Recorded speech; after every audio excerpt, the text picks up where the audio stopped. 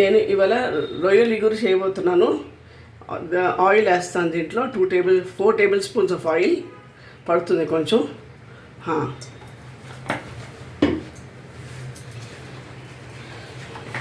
కొంచెం వేడయ్యాక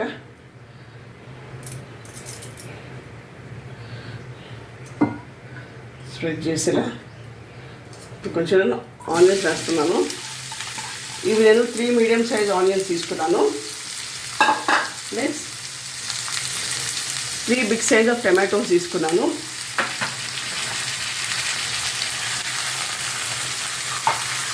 ఇప్పుడు కాస్త 2 స్పూన్స్ ఆఫ్ ఉప్పు,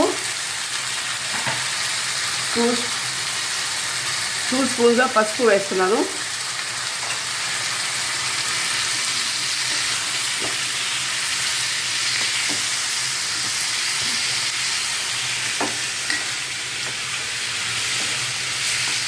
కాస్త కొంచెం కలిపేసిలా సిమ్లో పెట్టేసి బాగా మగ్గనివ్వాలి. ఇంకా ఈ బగ్గరి ఇది సిమ్లో పెడతాను. ఇంకా ఇప్పుడు మూత తీసి చూస్తున్నాను.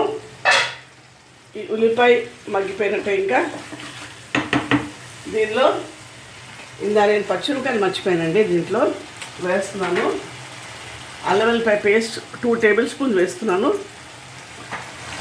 ఇప్పుడు దీన్ని కాస్త కలిపి పచ్చి వాసన అయ్యే వరకు కొంచెం వేయించాలి మనం. కొంచెం సేపు అలా వేయించాక నేను 1/2 కిలో ప్రాన్స్ తీసుకున్నాను. శుభ్రంగా వాష్ చేశాను. దీనిలో కాస్త ధనియాల పొడి 1 స్పూన్ వేసాను.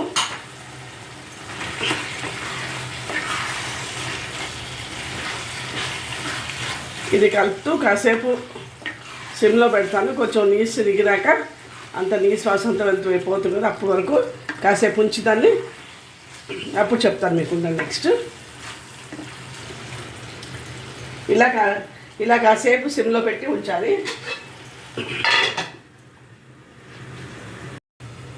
ఇప్పుడు నేను మూత తీసి చూస్తున్నాను. దీనికి స్టేటస్ చూద్దామని కాస్త దగ్గరికి అయింది. ఇప్పుడు 2 స్పూన్స్ ఆఫ్ కారం వేస్తున్నాను. 1 స్పూన్ ఆఫ్ జీలకర్ర పొడి, 1 స్పూన్ ఆఫ్ గరం మసాలా,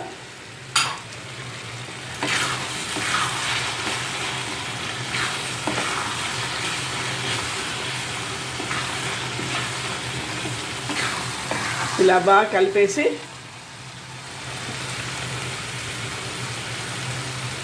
కొంచెం కొత్తిమీర పుదీనా వేసి అలా ఉంచాలి కాసేపు.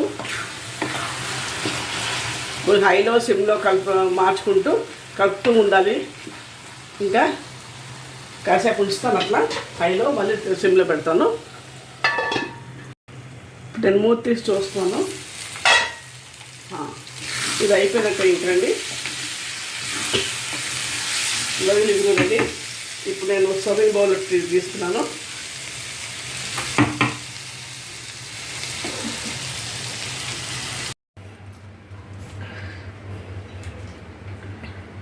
ఇప్పుడు నేను గార్నిషింగ్కి కొంచెం కొత్తిమీర పుదీనా వేస్తున్నాను.